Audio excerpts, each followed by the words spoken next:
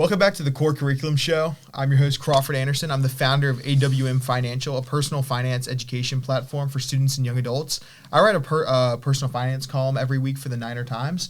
And I'm here with my co-host, Thomas Wong. Hey, I'm Thomas Wong, and I was a state champion in track and field. Hot dog. That's crazy.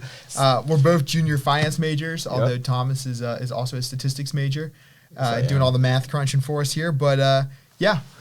Yeah, so today we're going over traditional brokerages, Roth IRAs. Yeah. And what is the name of the article?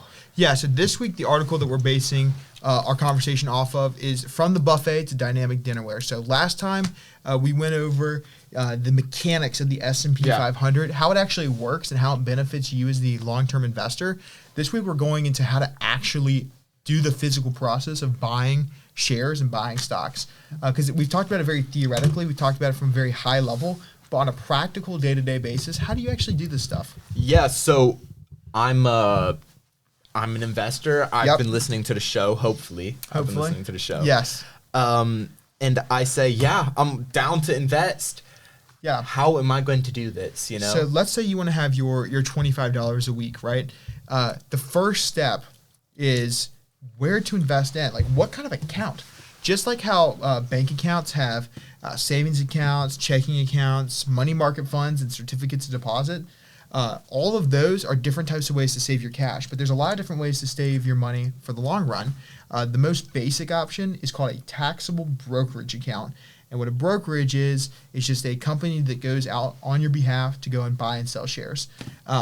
So that's the most basic type of account. You can buy pretty much any company's stocks within that account, but it's not very efficient on a tax perspective. Mm-hmm. So if you were to gain money on your investments, which we all hope to do, especially over the long run, what's going to happen is you're going to have to pay a lot of taxes on that. I can't give you a specific amount because it's all based on different, your own personal specifics, but it's going to be probably somewhere around 15 to 30%, depending on the time frame. Yeah. Yeah. So there's a lot of benefits to trying to pay as little taxes as possible. Yeah. So, what is the preferable option for most people? It's a good question. So the most basic long-term tax-protected accounts are what's called as IRAs. We'll get it the third time, but IRAs, which stands for Individual Retirement Accounts. So these are accounts that you can open at any time, separate from your employer, like a 401k. Those are different. We can talk about them a different time, but with IRAs, you can open them on your own, and all you need to have is taxable income. In the case of the Roth, and in the traditional IRA, which was the first type of account that was created for retirement savings, there's two big differences. So it's all about the tax treatment for both. For a traditional retirement account, you contribute money to it from the income that you've earned from your job, and then you can take a tax deduction for the money that you contributed, which means you pay less taxes now, and it grows tax deferred. So as your money compounds on itself, like we've talked about in the last couple of weeks, as your money compounds on itself, you don't pay taxes on it. Yeah. But eventually when you take that money out, you're going to have to pay taxes on it, which is going to be probably a big portion of the overall investment that you have. And before we get into the taxes part of it, and niches about how you can pull your money out, let's talk about the traditional IRA versus the Roth IRA. Yeah, let's talk about it. So both of those have the same key rules. So they are special accounts created by the government, the IRS, that's the Internal Revenue Service, tax part of the government, to allow individual Americans to invest their money for retirement. Being that they are retirement accounts, that you can't access the money that is growing in there until age 59 and a half, although you can take out your contributions at any time, even though you shouldn't. You can take those out at any time. You can't take out the profits. So if you've gained money on your investments, you can't take that out of your Roth IRA or traditional IRA without incurring penalties or fees.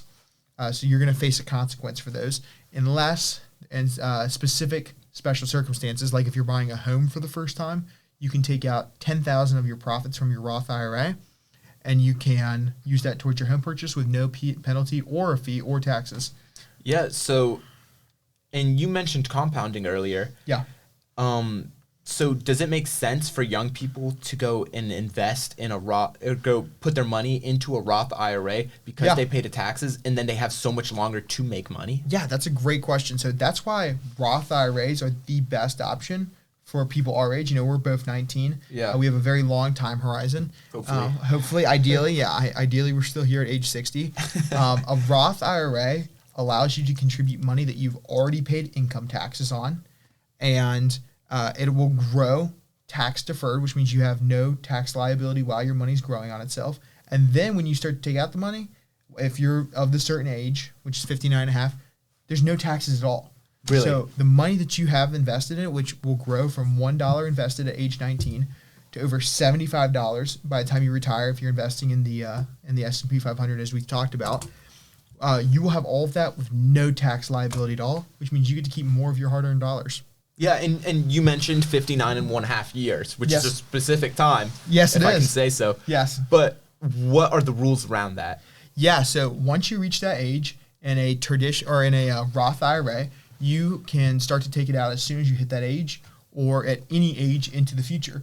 With a traditional IRA, you face something called a required minimum distribution at age 23, or excuse me, 73, not 23. Where the government says, hey, we want to start getting those taxes on those investments that you have. You have to start taking out some of that money. So that's why it's really helpful to invest in a Roth IRA, because it gives you more flexibility.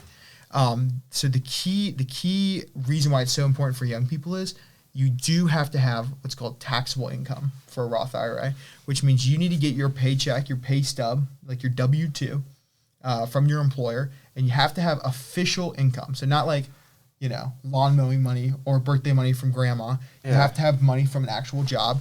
And once you have that, you can contribute up to $7,500 a year into your Roth IRA.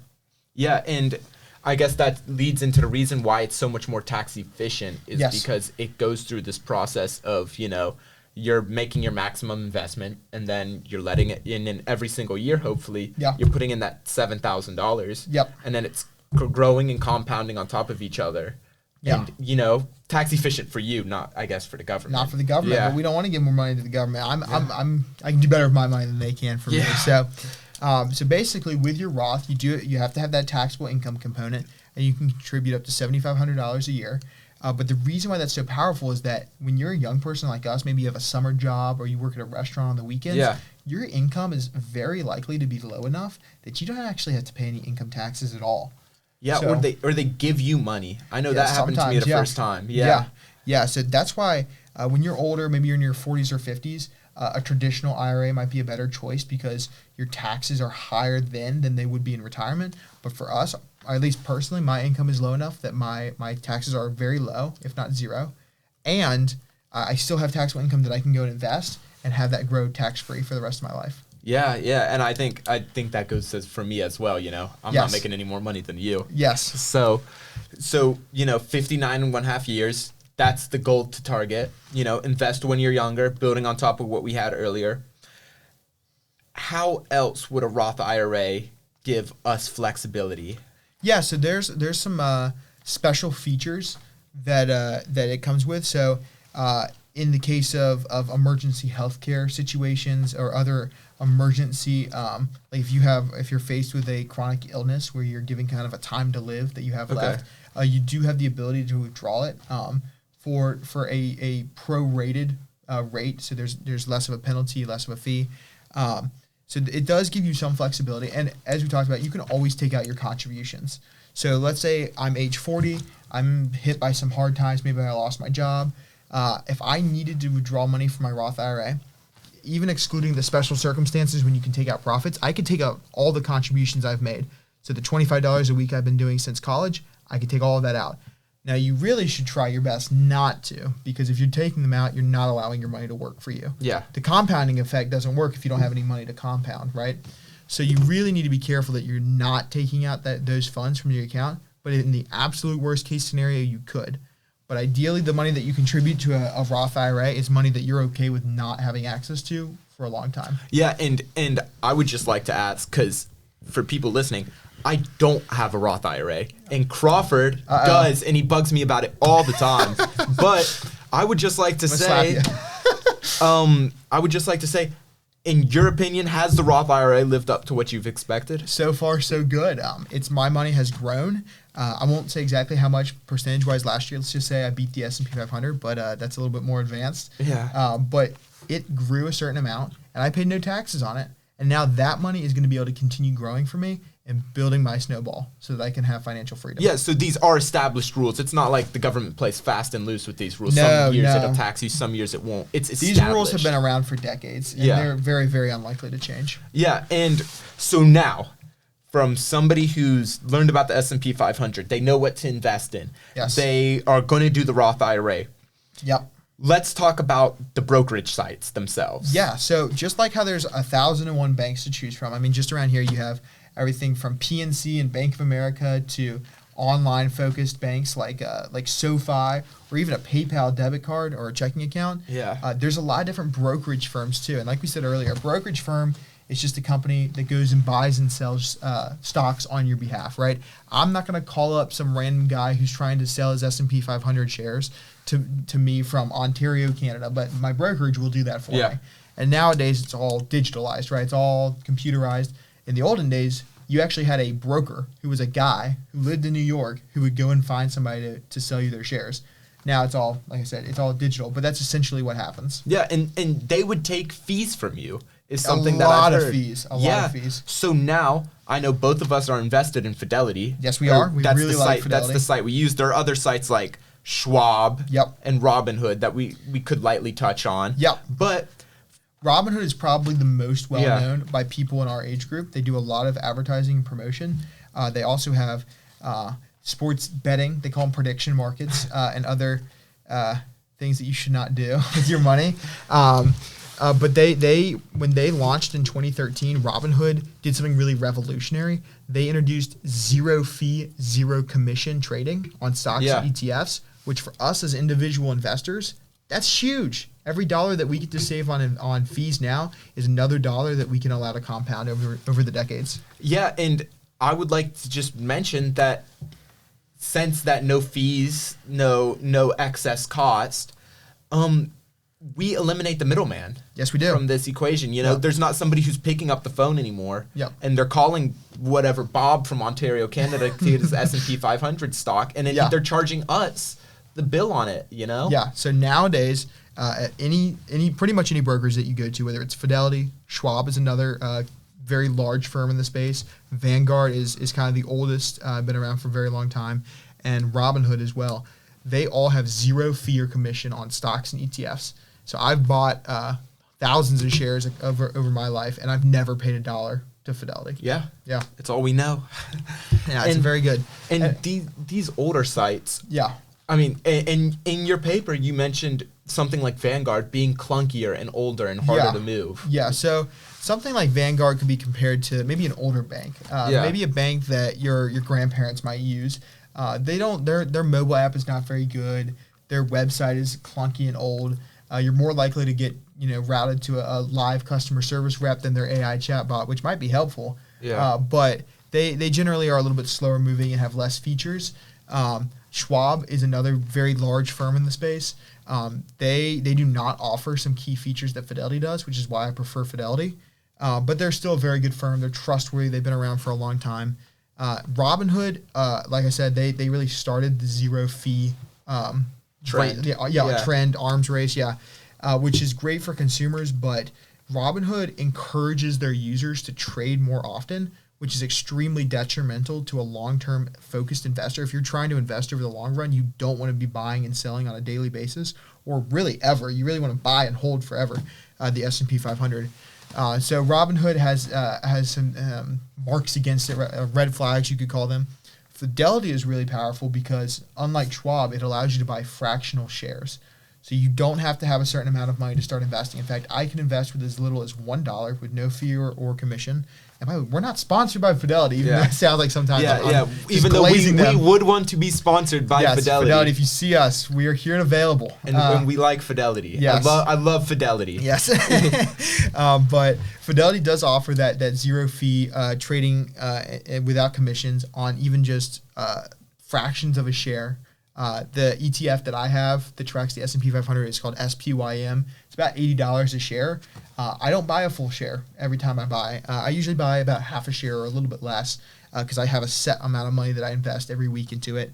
The other good parts about a Fidelity is that they have pretty good customer service in my experience. I don't know if you can speak on that at all. Yeah, I mean, they've allowed me to access so much more flexibility, I would say, in the past. And not just in the sense that, you know, maybe the customer support is better, but financial flexibility. You know, there's a lot more leeway when it comes to Fidelity, at least in my experience. Yeah, we won't get into all the into the weeds too much about the features that they have, but just really quick mentioning them, they have a cash management account, a credit card. They have margin services, which if you know, you know, but we'll talk about that more later. Yeah. They have a lot of very helpful features that we both utilize and really like.